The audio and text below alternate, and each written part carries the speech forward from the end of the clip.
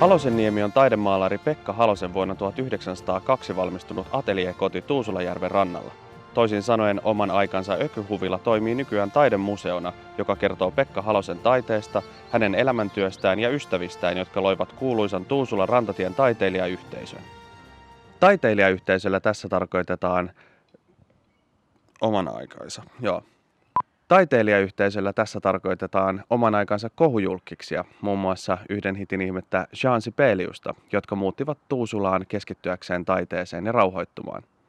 He kuitenkin päätyivät yleensä kimppakyydillä kämppiin sekoilemaan 2 viikoksi.